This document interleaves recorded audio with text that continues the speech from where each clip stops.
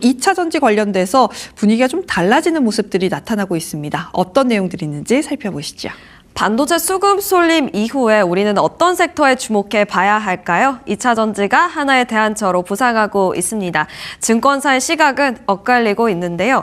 먼저 유안타증권은 BESS 그리고 유럽 쪽의 전기차 기대감 속에서 비중 확대를 외치고 있습니다만 LS증권 측에서는 여전히 비중 축소를 주장하고 있습니다. 어떤 이유에서일까요? 두 시각 비교하기 전에 공통된 시각부터 정리해보고 넘어가 보도록 하겠습니다. 역시나 아직까지 전기차 회복이 완전히 이루어지지는 않고 있다고 이야기하고 있습니다. 특히 미국 쪽에서 강한 반등은 아직은 어렵다라고 주장하고 있네요. 그렇지만 중국과 북미 쪽의 부진을 유럽이 어느 정도 상쇄할 수 있을 정도로 양호한 흐름은 보이고 있다라는 게 공통된 시각이었습니다.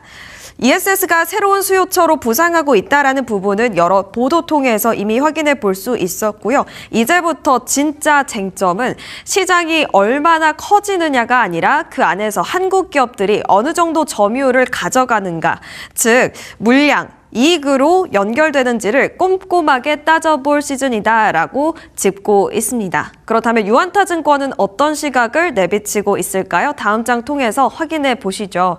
유안타증권의 첫 번째 강세 논리는 바로 미국의 BESS 모멘텀입니다.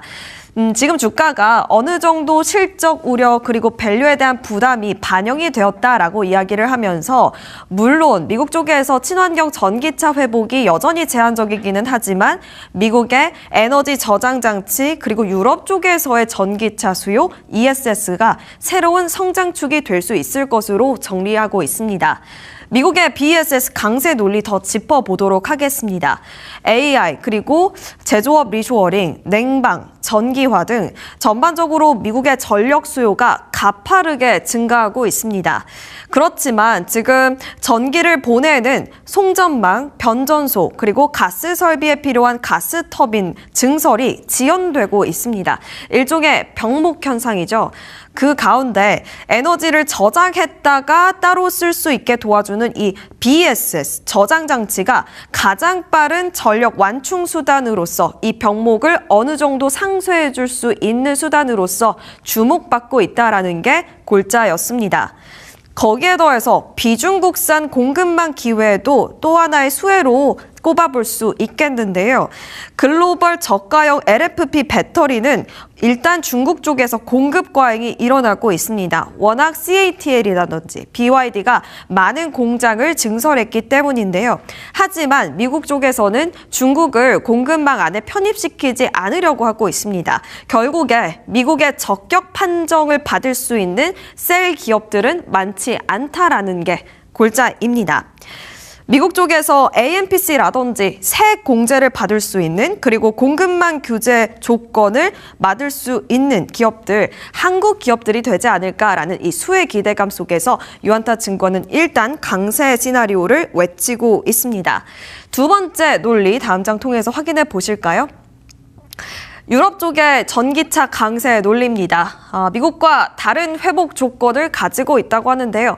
일단 미국은 이 차에 있어서 금융 비용이 너무 높고요. 장거리 운행을 선호하는 상황입니다. 그렇기 때문에 조금 저가형 하이브리드가 대안으로 자리 잡고 있는데요.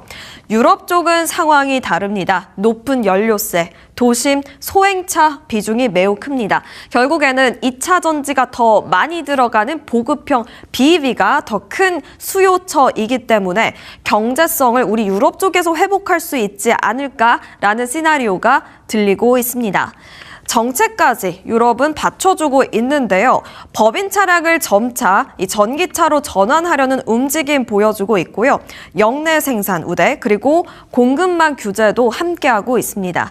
결국에 우리 너무 중국 쪽에 의존하지 말자라는 이야기가 나오면서 한국 기업들의 수혜 가능성도 점차 부각받고 있는 상황입니다. 유럽 쪽에 ESS도 구조적인 성장 기대해 볼 수 있겠는데요. 태양광, 풍력 에너지가 점차 성장하고 있습니다.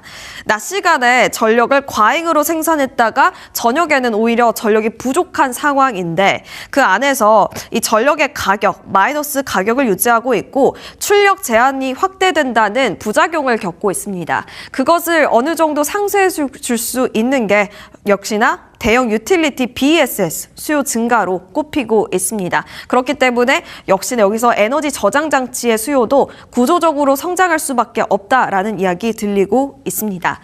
그렇다면 LS증권 측에서는 어떻게 반론을 제시하고 있을까요? LS증권의 시각도 함께 체크해 보시죠.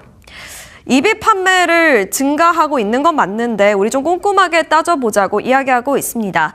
글로벌 EV 배터리 성장률 2021년도에는 109% 수준이었는데 25년도에는 32%까지 떨어졌습니다. 하지만 이 절대적인 숫자 자체는 여전히 성장률은 오르고 있다는 것을 시사하고 있는데요. 중요한 것은 한국의 셀 3사 탑재량 증가율은 이 모든 숫자를 하회한다라는 사실입니다. 결국에는 시장 자체도 성장하고 있는데 그 안에서 한국 셀 기업들이 가져가는 수혜는 그다지 높지 않은 상황이라는 게 골자입니다. 친환경차 판매 증가가 곧 배터리 수요 증가를 의미하지 않는다고 지적하고 있는데요. 전기차 BEV 한 대 평균에는 68.9kWh가 배터리량이 필요합니다. 그런데 지금 배터리가 덜 필요한 HEV 전기차에는 평균적으로 약 1kWh 배터리가 필요한 상황입니다. 결국에는 하이브리드차 HEV 69대를 팔아야 순수 전기차에 들어가는 배터리셀 양을 팔 수 있는 상황입니다. 결국에는 HEV가 포함된 전체 전기차 판매량을 보고 2차 전지 판매량이 증가했네 이렇게 긍정적으로 해석하는 것은 경계해야 한다고 짚고 있습니다.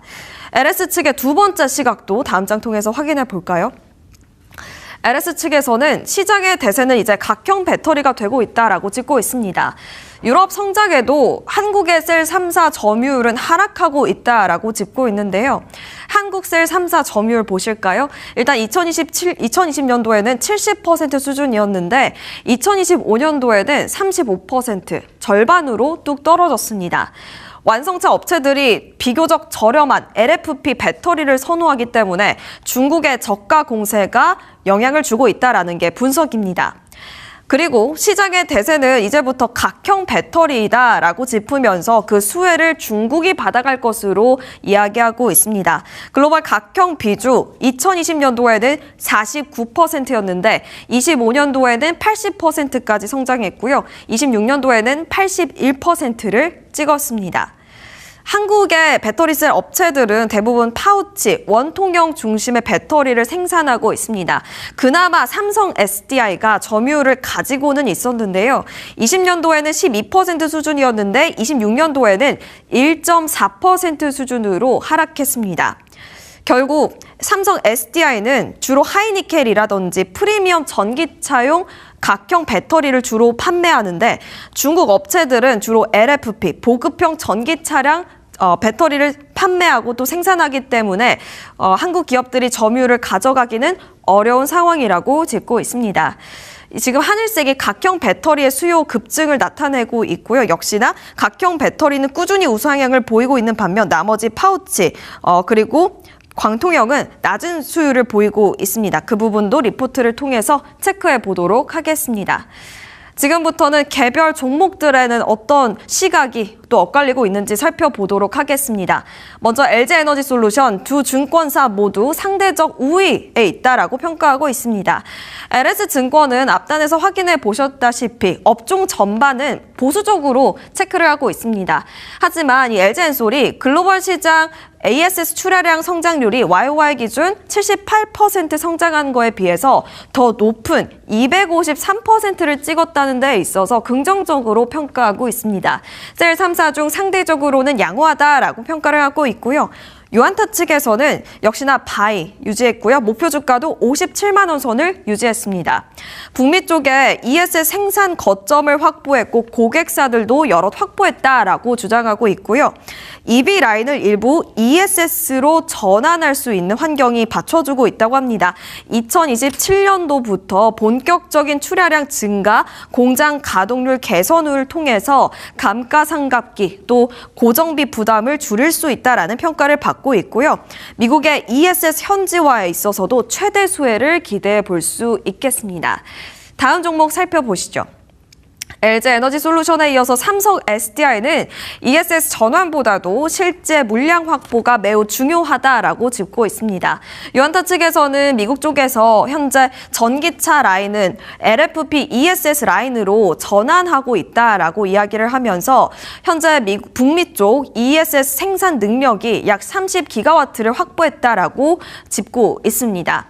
26년도에는 라인 변화 단계이기 때문에 연간 실적을 개선하는 데는 큰 일조를 하지 않겠지만 27년도부터는 ESS가 본격적으로 출하되기 때문에 가동률 개선에 있어서 또 구종비 부담에 있어서 투자 포인트 잡아볼 수 있겠고요.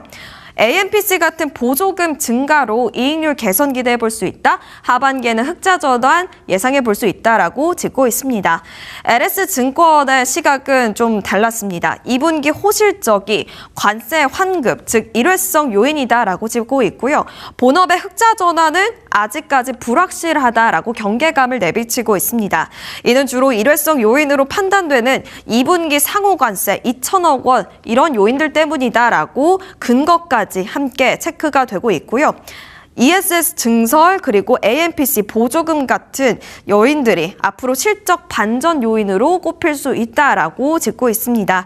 전고체 양산에 힘을 쓸 텐데요. 2027년도 하반기가 목표입니다. 본격적으로 개화되고 향후 29년도, 30년도부터 실적에 잡힐 예정이기 때문에 중장기적 모멘텀으로 가져가야 한다라고 경계감을 내비치고 있습니다.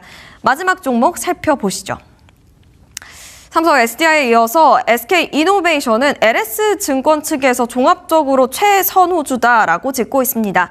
바이를 유지했고요. TP는 17만 원 선 유지했고요. 2분기 호실적은 재고이익 또 보조금의 영향이다라고 짚고 있습니다. 원유 가격이 상승하면서 재고평가 이익이 약 1조 1천억 원대를 기록했다라고 하고요. 배터리 부분의 영업이익 2분기에 8,200억 원 넘게 찍혔다라는 부분도 긍정적으로 체크를 하고 있습니다. 배터리 본업 회복은 아직은 제한적이라고 합니다. 물론 포드의 합작 종료 또 축소 물량 관련해서 보상금을 받았지만 이것은 일회성이다라고 선을 긋고 있고요.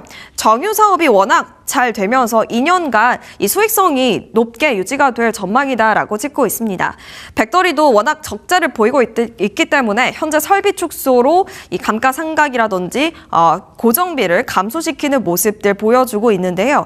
과도하게 할인받은 밸류에이션을 일부 회복할 수 있다라는 가능성도 내비치고 있고 2차 전지가 워낙 변동성을 보이다 보니까 오히려 해지 차원으로 이렇게 SK이노베이션을 가져가는 것도 나쁘지 않다라고 짚고 있습니다. 2차 전지 업종 반등 시 가지고 있는 SK온의 가치도 함께 부각받을 수 있다라고 긍정적인 포인트까지 함께 짚어볼 수 있었습니다. 이렇게 2차 전지 업종 전반적으로 함께 살펴봤습니다.